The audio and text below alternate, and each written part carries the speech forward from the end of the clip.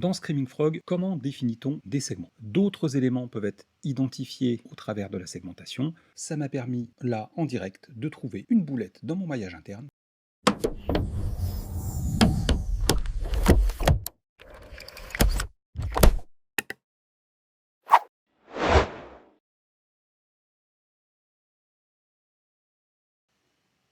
Bonjour et bienvenue dans cette nouvelle vidéo consacrée à Screaming Frog.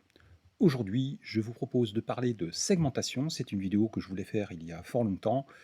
Les événements de ma vie privée ont fait que ça a été retardé.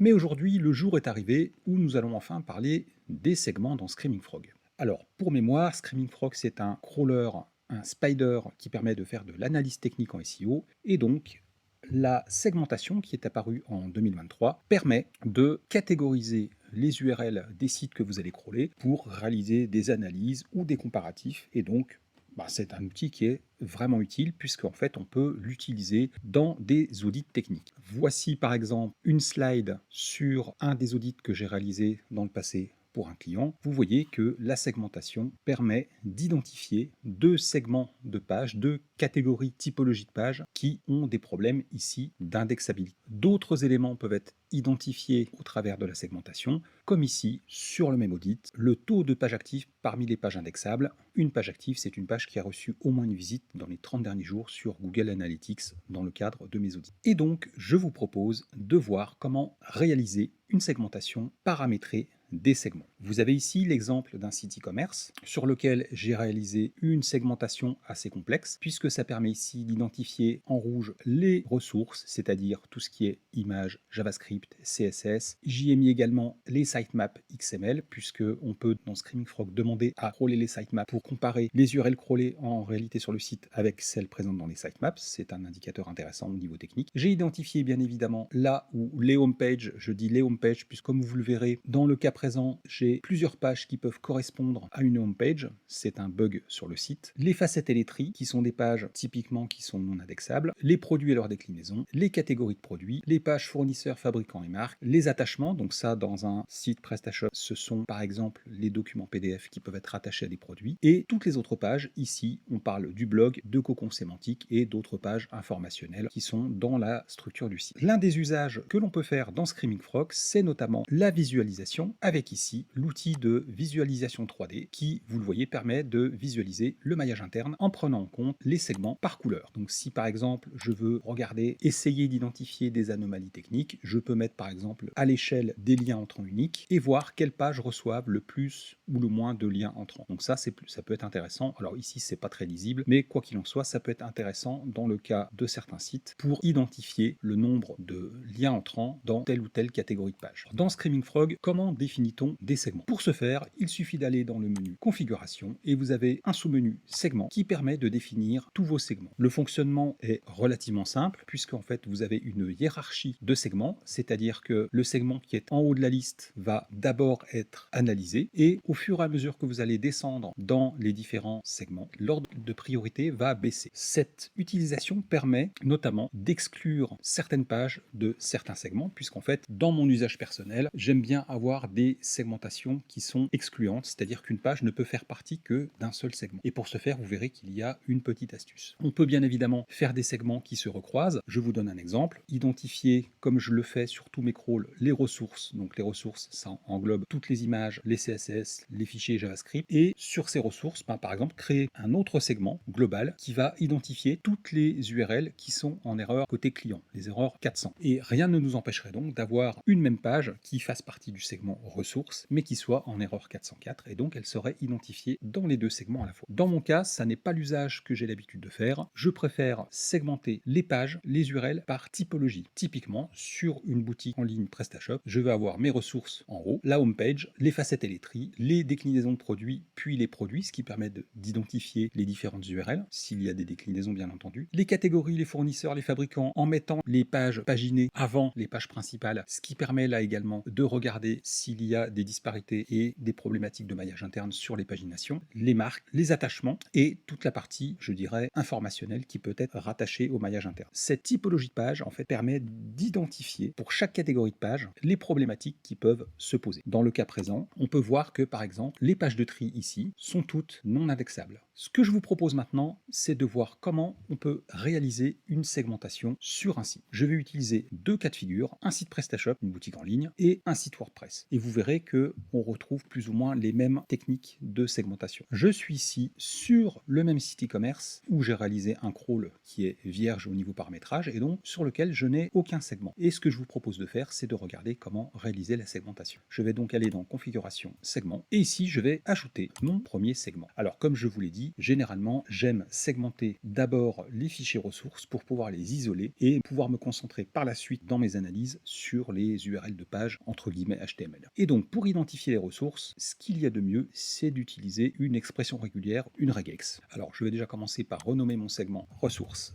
J'ai l'habitude sur mes segments de les faire débuter par un underscore lorsqu'il ne s'agit pas de page, ce qui permet dans les analyses techniques de les écarter beaucoup plus facilement au niveau des filtres. Et donc ce que je vous propose, c'est d'aller regarder les regex que je vous mettrai à disposition dans le descriptif de la vidéo. Et donc ce sont les regex que j'utilise de manière habituelle. Donc ici j'ai la regex ressources. Je vais copier l'expression régulière et la coller simplement dans le champ ici en sélectionnant le sélecteur correspond à regex au niveau de l'URL de la page. Et je valide. Alors ce qu'il faut savoir, c'est que lorsque vous validez un paramétrage de segmentation, Screaming Frog va vous proposer de recalculer, entre guillemets, pour l'ensemble du crawl, la segmentation. Donc ici, j'ai un crawl qui est relativement modeste, avec 3600 URL, puis j'ai une machine qui tient un peu la route.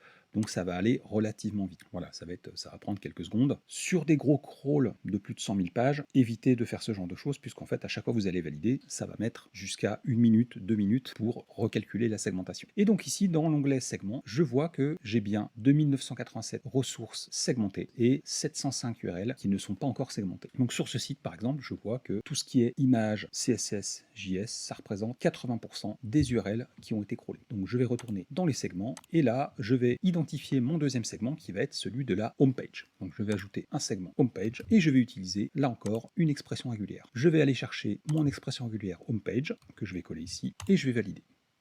Alors, vous voyez ici que, chose étrange, j'ai deux URL considérées comme une homepage. Alors, je voulais vous montrer ce cas de figure, puisque c'est effectivement un site sur lequel il y a un problème avec un CDN, où ici, on se retrouve en fait avec un doublon de la homepage, et donc c'est quelque chose qu'il faudra évidemment corriger au niveau technique, c'est une anomalie. Et donc, je vais continuer comme ça à définir mes différents segments. Donc, je vais créer un troisième segment que je vais appeler produit, dans lequel, alors là, je ne vais pas différencier les produits avec ou sans déclinaison, je vais simplement aller chercher l'expression régulière page produit, puisque ici, vous voyez que j'ai aussi une expression régulière page produit avec déclinaison, donc ça je vous laisserai libre cours de les utiliser ou pas. Là pour ma part, dans mon exemple, je ne veux pas nécessairement les différencier et donc je vais simplement faire un segment pour les produits, je vais faire un segment pour les catégories. Donc je vais aller chercher l'expression régulière catégorie et je vais créer un dernier segment, autre page. Alors, tout à l'heure, je vous ai dit qu'il y avait une astuce pour éviter qu'une URL ne puisse se retrouver dans différents segments. Et cette astuce, c'est de rajouter sur tous les segments qui ne sont pas des ressources, une deuxième condition sur le critère segment lui-même. C'est-à-dire qu'ici, je vais choisir segment et vide. Je vais faire la même chose sur mes autres segments secondaires. Voilà, et cette petite astuce va me permettre, donc alors évidemment sur le dernier segment je n'ai pas d'expression régulière puisque là en fait je veux classer dans autre page toutes les pages qui ne sont pas dans les segments du haut de ma hiérarchie, donc je vais simplement mettre segment et vide. Et donc cette petite astuce va me permettre d'éviter qu'une page ne figure dans plusieurs segments, tout simplement. Et donc là je vais valider, je vais lancer le recalcul de la segmentation, et vous voyez ici qu'au niveau de la segmentation, j'ai 359 URL produits, 45 URL catégories et 299 autres pages qui incluent on peut le voir ici, des pages informationnelles, j'ai des pages de blog, des pages de marque, etc., etc. Donc cette petite segmentation en fait va me permettre de réaliser des statistiques sur les anomalies techniques sur les différents segments. Alors vous allez me dire, bon, les expressions régulières, t'es bien gentil, est-ce qu'il n'y a pas un autre moyen plus simple pour segmenter une boutique PrestaShop? Eh bien, il y a une astuce qui s'appuie sur les extractions personnalisées. Alors, je vais aller sur un site PrestaShop, je vais afficher une page produit et on va aller regarder le code source. Et là, dans la balise body, vous voyez que l'attribut ID correspond en réalité au template utilisé par le core PrestaShop pour la page en question. Et donc, je vais utiliser cet attribut ID pour identifier les différentes typologies de pages. Je vais donc retourner dans mon crawl et je vais configurer une extraction personnalisée. Donc, je vous renvoie bien évidemment à ma vidéo sur les extractions et les recherches personnalisées pour voir comment ça fonctionne.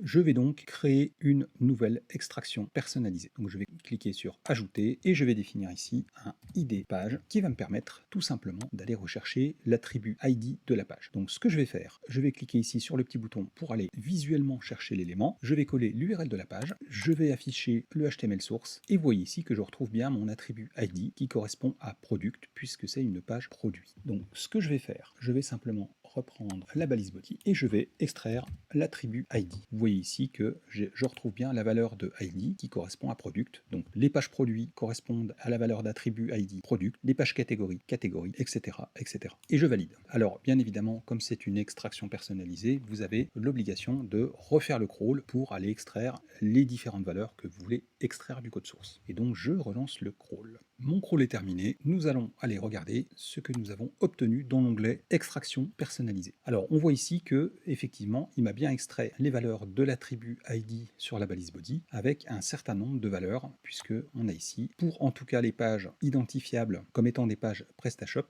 un certain nombre de valeurs. Bien évidemment si vous avez des pages qui sortent de la structure du site e-commerce comme par exemple ici j'ai des pages sur lesquelles je n'ai pas d'attribut ID, ici ça ce sont des pages qui ont été ajoutées manuellement autour de la boutique qui ne font pas partie du CMS en lui-même. A contrario, vous avez d'autres pages qui contiennent bien notre attribut et nous allons pouvoir donc les identifier par ce biais. Par exemple, les pages catégories contiennent bien la valeur catégorie en anglais. Les pages fabricants contiennent la valeur manufactureur, etc., etc. Je vais donc pouvoir aller modifier ma configuration de segmentation en conséquence. Sur la home page, je vous déconseille d'utiliser l'ID index puisqu'en fait, lorsque vous avez des pages, vous avez certaines catégories de pages qui peuvent avoir ce même attribut, notamment dans certains modules. Donc, sur la home page, je vous conseille de laisser la sélection par regex plutôt que par identifiant de page. Mais sur les produits, je peux très bien ici aller rechercher mon extraction personnalisée. Ici, voilà, elle est tout en bas, alors c'est pas très pratique. ID page égale product. Je vais faire la même chose pour les catégories. Et ce que je vais faire, je vais dupliquer mon segment catégorie. Je vais l'appeler fabricant. Et ici, je vais simplement mettre manufactureur en anglais et vous verrez que automatiquement il va me sélectionner toutes les pages fabricants et je valide. Voilà, et donc on voit ici qu'il m'a bien gardé mes pages catégories et il m'a retrouvé 24 pages fabricants qui correspondent bien à des fabricants, donc il a intégré également la page principale des fabricants. Donc comme vous le voyez, ces techniques permettent d'identifier au travers des sélecteurs, ça peut être des attributs ID de page, mais aussi les sélecteurs CSS qui vont pouvoir être utilisés pour identifier tel ou tel type de typologie de page et c'est ce que nous allons utiliser dès à présent sur un site WordPress. J'ai ici le crawl d'un des sites dont je me sers pour faire les démonstrations de mes vidéos. C'est un site qui fait partie de mon réseau et que je suis en train de finaliser. Et donc ce que je vous propose, c'est de voir comment segmenter les pages de ce site. On va donc recommencer, on va aller dans les segments. Je vais créer un premier segment pour les ressources avec une adresse qui correspond à la regex dont nous avons parlé tout à l'heure. Je vais créer un second segment homepage qui va également correspondre à une regex et avec la seconde condition, segment est vide. Et donc, nous allons créer un troisième segment pour identifier les pages au sens WordPress du terme.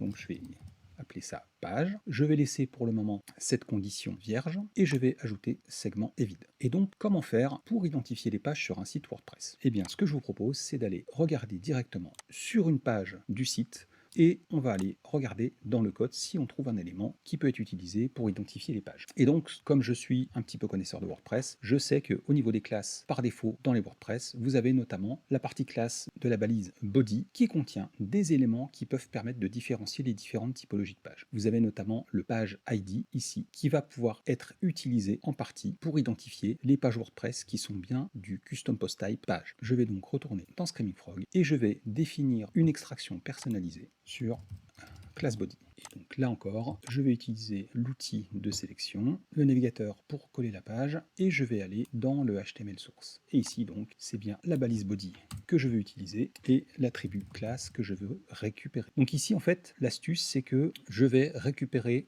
la valeur de l'attribut class. J'ai sélectionné mon attribut class et je valide. Donc bien évidemment, là encore, je vais devoir recrawler le site pour récupérer l'attribut classe, mais avant cela, je vais aller dans les segments, je vais aller dans les extractions personnalisées et prendre le class body où je vais mettre page ID-.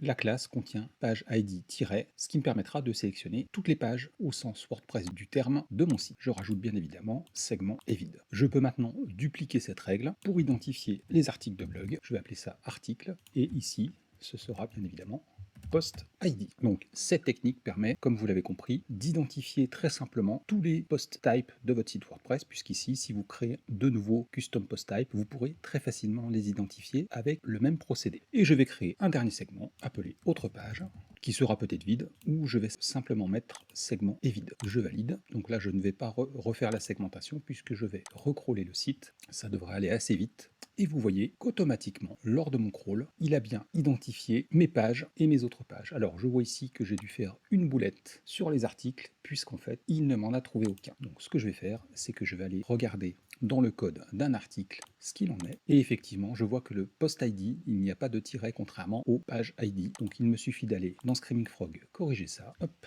Je relance la segmentation et automatiquement mes articles ont bien été identifiés. Sur ces autres pages, vous voyez ici que j'ai des URL, mais ça m'a permis là en direct de trouver une boulette dans mon maillage interne, puisque vous voyez ici que j'ai des redirections 301 et que ces URL en réalité n'ont pas été correctement saisies dans mon maillage interne, puisque elles partent de la page guide rénovation maison complète spécialité et que ici vous voyez que dans l'URL il en manque un bout. Donc c'est un exemple pratique en direct qui démontre l'utilité de la segmentation. J'espère que cette petite vidéo sur la segmentation vous a plu. Au travers de ces deux exemples pratiques, je vous mettrai en lien de la description YouTube de la vidéo tous les éléments pour retrouver les expressions régulières et les petites astuces que je vous ai dévoilées. N'hésitez pas à vous abonner et à très bientôt pour une prochaine vidéo.